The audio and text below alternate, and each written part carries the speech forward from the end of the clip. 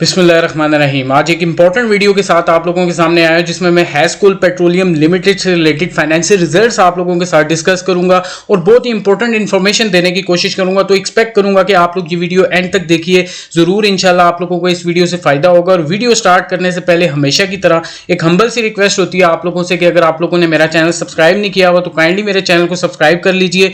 Video अच्छी लगती है लाइक कीजिए और कमेंट सेक्शन में अपने व्यूज लाजमी दीजिए। जैसा कि आप लोगों को बताया कि रिसेंटली फाइनेंशियल रिजल्ट्स पब्लिश हुए हैं क्वार्टरली हैस्कोल के, वो आगे चल के हम डिस्कस करते हैं। लेकिन इसका बैकग्राउंड चेक कर लेते हैं हैस्कोल का डाटा पोर्टल पे, पाकिस्तान स्टॉक एक्सचेंज की ऑफिशियल वेबसाइट पे। तो अगर इसका देखा जाए तो 1 ईयर चेंज की अगर इसकी बात की जाए, यानी कि आज से लेके पिछले एक साल में इसमें नेगेटिव चेंज आया 32.32% का। इट्स मीन के इन्वेस्टर्स का कॉन्फिडेंस इसने लूज किया। आगे चल के इससे रिलेटेड इंपॉर्टेंट चीजें डिस्कस करते हैं कि कौन सी ऐसी रीजंस है जिसकी वजह से हैस्कोल पे इन्वेस्टर्स का कॉन्फिडेंस लूज हुआ है।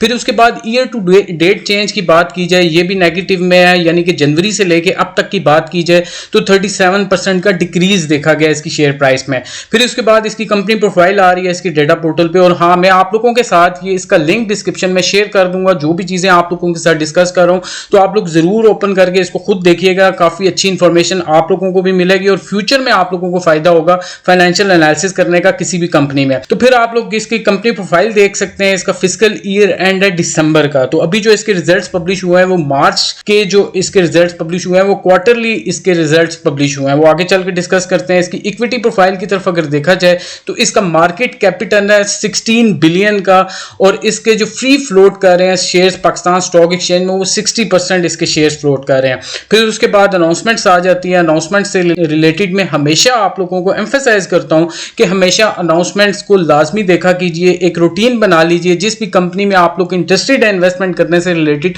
तो आप लोग अनाउंसमेंट्स को लाजमी देखा कीजिए। इसमें बोर्ड मीटिंग्स आ रही होती हैं, फाइनेंशियल रिजल्ट्स आ रहे होते हैं। तो आज इसी अनाउंसमेंट से ही हम लोग फाइनेंशियल रिजल्ट्स निकाल के आगे डिस्कस करेंगे। तो आप लोग देख सकते हैं कि 8 अक्टूबर के इसके फाइनेंशियल रिजल्ट्स पब्लिश हुए हैं क्वार्टरली, वो आगे चल के डिस्कस करते हैं। तो ब्रीफली इसके प्रीवियस बैकग्राउंड अगर इसका देखा जाए फाइनेंशियल से रिलेटेड तो 2016 से लेके 2019 तक जो इसकी परफॉर्मेंस है वो देख लें आप लोग। तो अगर इसका कंपैरिजन किया जाए रिसेंट ईयर के साथ 2018 के साथ, तो इसकी जो सेल्स थी वो 232 बिलियन की थी, जो डिक्रीज होकर 2019 में 154 बिलियन पे आ गई है। इस कंपनी ने बहुत ज्यादा लॉस जनरेट करना स्टार्ट कर दिया। अगर आप लोग इसका ईपीएस देखेंगे वो बहुत ज्यादा नेगेटिव में चला गया। प्रॉफिट आफ्टर टैक्सेशन की बात करें तो आप लोग 2018 में भी इसका लॉस था, लेकिन 2019 में आके इसका एक बहुत हैवी किस्म का लॉस आ गया है और 25 बिलियन का इसका लॉस है। तो जिस टाइम मैंने लास्ट वीडियो हैस्कोल से रिलेटेड बनाई थी तो मैंने उसमें आप लोगों को बताया था, जो डिस्कस किया था 2019 के इसके फाइनेंशियल्स, तो उसमें आप लोगों को बताया था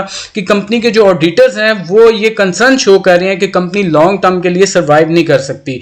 अब ऐसा क्या हुआ है पिछले 8 महीनों में या 10 महीनों में कि किस तरह से इस कंपनी ने रिवाइवल की तरफ अपने आप को लेके गई है और एक्सपेक्ट कर रही है कि ये फ्यूचर में ग्रो कर सकती है। तो आगे चल के इसके फाइनेंशियल रिजल्ट्स देखते हैं, डायरेक्टर्स के रिव्यू देखते हैं।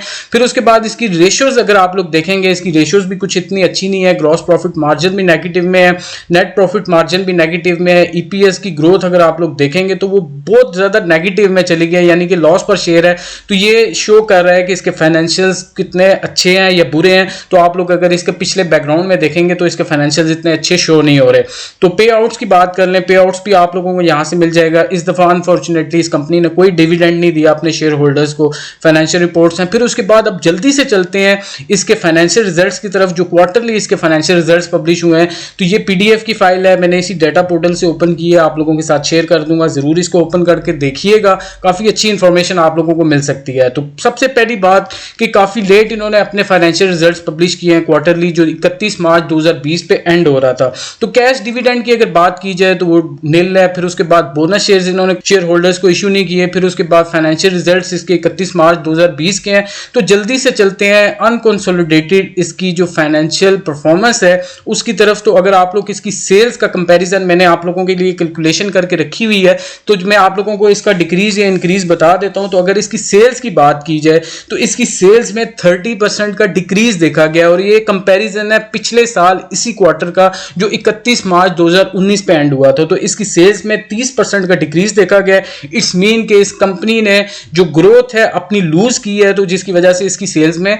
कमी आई है बहुत हद तक। फिर उसके बाद अगर देखा जाए ग्रॉस प्रॉफिट ग्रॉस लॉस में कन्वर्ट हो चुका है। तो आप लोग देख सकते हैं कि 122 मिलियन का जो इनको प्रॉफिट हो रहा था, ग्रॉस प्रॉफिट हो रहा था पिछले साल इसी क्वार्टर में, तो वो कन्वर्ट होके वो लॉस में कन्वर्ट हो चुका है और वो 1 बिलियन के लॉस में कन्वर्ट हुआ है, ग्रॉस लॉस हुआ है इस कंपनी को। इट्स मीन कि इस कंपनी ने पिछले एक साल में जो परफॉर्मेंस शो की है या इस क्वार्टर में जो परफॉर्मेंस शो की है, बहुत बुरी परफॉर्मेंस शो की है। तो आप लोग देख सकते हैं, एविडेंस आप लोगों के सामने है। फिर उसके बाद मजीद इस कंपनी को डिटेल में अगर देखा जाए तो इसकी जो फाइनेंस कॉस्ट है वो बहुत हद तक इंक्रीज हुई है, 161% का इंक्रीज देखा गया है। तो ये ऑपरेटिंग लॉसेस के नीचे आप लोग देख रहे हैं अब फाइनेंस कॉस्ट आ रही है और इसकी फिगर आप लोग देख सकते हैं कि 732 मिलियन से इंक्रीज होके 1.9 बिलियन तक पहुंच गई है। इट्स मीन के फाइनेंस कॉस्ट मैंने आप लोगों को पहले भी बताई थी कि जो फाइनेंस कॉस्ट इंक्रीज होती है उसकी सबसे बड़ी वजह ये होती है कि कंपनी ने लोन्स बहुत ज्यादा एक्वायर करना शुरू कर दिए हैं, जो उसके ऊपर इंटरेस्ट पे कर रही होती है या उसके ऊपर लाइबिलिटी क्रिएट हो रही होती है इंटरेस्ट की, तो वो फाइनेंस कॉस्ट में आप लोगों को नजर आ रही है। तो यहां से हमें एक क्लू मिल रहा है कि कंपनी ने बहुत ज्यादा लोन एक्वायर किए हैं जिसकी वजह से इसकी फाइनेंस कॉस्ट बढ़ गई है और वो अल्टीमेटली कंपनी की गेयरिंग रेशियो को इंपैक्ट करती है और गेयरिंग रेशियो जितनी ज्यादा होती जाएगी तो कंपनी को गोइंग कंसर्न के इश्यूज फेस करने पड़ते हैं फ्यूचर में। तो आप लोग देख सकते हैं कि बहुत बड़ा इंक्रीज है। फिर उसके बाद एक्सचेंज लॉसेज है, तो एक्सचेंज लॉसेज की अगर बात की जाए तो ये 711% इंक्रीज हुए हैं। इसकी सबसे बड़ी रीजन जो डायरेक्टर्स ने बताई है कि रुपये की डिवैल्यूएशन हुई है, पाकिस्तानी रुपया जो उसकी वैल्यू गिरी है डॉलर के मुकाबले में, तो उसका इंपैक्ट आप लोग देख सकते हैं कि एक्सचेंज लॉसेज के सूरत में एसकोल की फाइनेंशियल स्टेटमेंट्स में आ रहा है।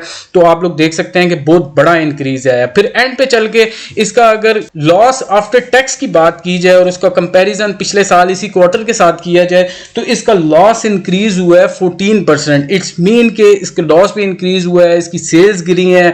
ओवरऑल जो इसकी आप लोग देख रहे हैं, जो मैंने ब्रीफली आप लोगों को सादा जुबान में जो चीजें बताने की कोशिश की है, तो आप लोगों को इसके फाइनेंशियल्स कुछ अच्छे नजर नहीं आ रहे होंगे।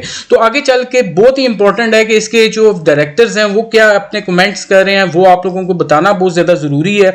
तो आप लोगों के साथ में ये चीज शेयर करना चाहता हूं, जो डायरेक्टर्स के रिव्यू हैं आप लोग जरूर इसको ओपन करके पढ़िएगा, आप लोगों को काफी अच्छी इंफॉर्मेशन इससे मिलेगी। तो इसमें से काफी सारी ऐसी चीजें हैं जो ऑयल सेक्टर से रिलेटेड है। मैं आप लोगों को पहले भी बताता रहा हूं कि ये कौन कौन सी ऐसी चीजें होती हैं जो इंपैक्ट करती हैं पाकिस्तान स्टॉक एक्सचेंज के ऑयल सेक्टर को। तो अल्टीमेटली उन कंपनीज जो सेक्टर में लाई कर रही होती हैं उनको भी इंपैक्ट करती है। तो हैस्कोल की अगर बात की जाए, तो डायरेक्टर्स की रिव्यू की बात की जाए, तो अगर आप लोग इसको डीपली पढ़ेंगे, जो मैंने इसमें से मोटे मोटे पॉइंट्स आप लोगों के लिए निकाले हैं, तो उसमें सबसे बड़ी चीज जो इन्होंने बताई है और जो इंपॉर्टेंट चीज है आप लोगों के लिए समझना कि इनके इन्वेंट्री लॉसेस बहुत ज्यादा इंक्रीज हो गए हैं और उसकी रीजन इन्होंने ये बताई है कि इंटरनेशनल मार्केट में जो क्रूड ऑयल की प्राइसेस डिक्रीज हुई हैं उसकी वजह से इनके इन्वेंट्री लॉसेस बहुत ज्यादा क्रिएट हो गए हैं। अगर किसी को इन्वेंट्री लॉसेस से बारे में नहीं पता तो मेरी रिफाइनरी से रिलेटेड, रिफाइनरी सेक्टर को जिस टाइम मैंने डिस्कस किया था उसमें आप लोगों को बताया था कि किस तरह से इन्वेंट्री लॉसेस क्रिएट होते हैं। जब भी इंटरनेशनल मार्केट में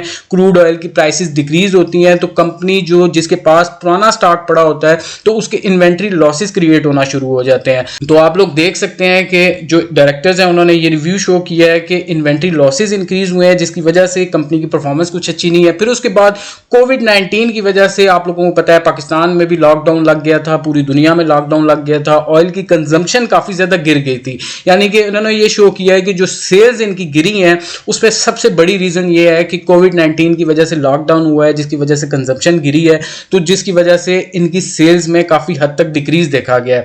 फिर उसके बाद अगर मजीद बात की जाए कि किस वजह से इनके लॉसेस इंक्रीज हुए हैं, इनकी परफॉर्मेंस पूरी हुई है, तो वो मेन रीजन मजीद उन्होंने ये बताई है कि जो एक्सचेंज जो लॉसेस इनके इंक्रीज हुए हैं उसकी सबसे बड़ी वजह ये है कि रुपये की डिवैल्यूएशन हुई है। यानी कि जो पाकिस्तानी रुपया है उसकी जो वैल्यू है वो गिरी है डॉलर के मुकाबले में, उसकी वजह से इनके जो एक्सचेंज लॉसेस हैं वो इंक्रीज हुए हैं। तो अल्टीमेटली उसका जो नेट प्रॉफिट था हैस्कोल का वो डिक्रीज हुआ है इस पीरियड के दौरान में।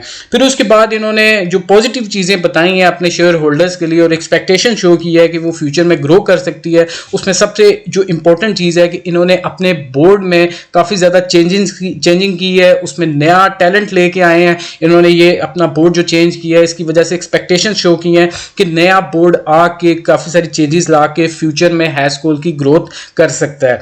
फिर उसके बाद अगर बात की जाए कि इन्होंने मजीद क्या किया है, अच्छा जो पॉजिटिव साइन है उसमें यह है कि वर्किंग कैपिटल होता है कंपनी का, जो जिसमें पेएबल्स होते हैं, रिसीवेबल्स होते हैं, उनको इन्होंने बेहतर करने की कोशिश की है। उसकी सबसे बड़ी रीजन इन्होंने इन्होंने ये बताई है कि जो शॉर्ट टर्म के लोन्स थे, यानी कि 1 साल के अंदर अंदर इन्होंने जो लोन्स अपने रीपे करने थे, जो बैंक से लिए हुए थे या दूसरे लेंडिंग पार्टी से लिए हुए थे, उनको वापस करने थे, उनमें इन्होंने रिलैक्सेशंस ली हैं और इन्होंने कन्वर्ट किया अपने शॉर्ट टर्म लोन्स को लॉन्ग टर्म लोन्स में, जिसकी वजह से काफ़ी हद तक जो इनका वर्किंग कैपिटल था वो अच्छा हुआ है और वही पैसा ये दूसरे प्रोजेक्ट्स पे लगा के अपनी एक्सपेंशन कर सकते हैं, अपनी सेल्स की ग्रोथ कर सकते हैं। तो एंड पे चल के मैं आप लोगों को अगर अपना ओपिनियन बताऊं हैस्कोल से रिलेटेड, आप लोग देख रहे हैं कि पिछले काफ़ी दिनों से इसकी शेयर प्राइस में काफ़ी हद तक डिक्रीज देखने में आ रहा है। ये 24-25 को टच करने के बाद ये वापस नीचे आया था। इसकी सबसे बड़ी रीज़न ये है कि हैस्कोल के जो फाइनेंशियल्स हैं अभी भी उस तरह के मुझे नज़र नहीं आ रहे। लास्ट वीडियो अगर आप लोग मेरी जाके देखेंगे हैस्कोल से रिलेटेड तो आप लोगों को उसमें मिलेगा कि मैंने ये चीज़ें बताई थी, आप लोगों को टाइमली बताई थी कि आप लोग 1 साल 1.5 साल तक हैस्कोल को इतना ज़्यादा उस पर इन्वेस्टमेंट ना कीजिए। उसकी सबसे बड़ी वजह यह है कि हैस्कोल के एक हैवी लॉसेज हैं, बिलियंस में लॉसेज हैं, ऑलमोस्ट 25 बिलियन के इसके लॉसेज हैं। तो उसको रिकवर करने में इस कंपनी को टाइम लग सकता है। ऑल्दो उसको पता है आप लोगों को ओगरा की तरफ से इसको परमानेंट लाइसेंस भी मिल गया है, जिसकी वजह से पॉजिटिविटी आई थी हैस्कोल में। लेकिन लॉन्ग टर्म के लिए मैं ये आप लोग 1-1.5 साल इससे इस स्किप से कोई अच्छा एक्सपेक्ट नहीं कर सकते कि आप लोगों को इसकी शेयर प्राइस में इंक्रीज देखने में आएगा। जो रीजंस मैंने आप लोगों को बताई हैं, मैं उम्मीद करता हूं आप लोगों को उससे काफ़ी सारी चीज़ें गेन हुई होंगी। तो मैं आप लोगों को रिकमेंड करूंगा कि लाजमी इसको जो चीज़ें मैंने आप लोगों के साथ डिस्कस की हैं इसको ओपन करके पढ़िएगा। काफ़ी अच्छी इंफॉर्मेशन इंशाल्लाह आप लोगों को मिलेगी और आप लोग फ्यूचर में डिसाइड कर सकेंगे कि इस कंपनी में इन्वेस्ट करना चाहिए या नहीं करना चाहिए। तो आज के लिए इतना ही, मिलते हैं नेक्स्ट वीडियो में। अल्लाह हाफिज़।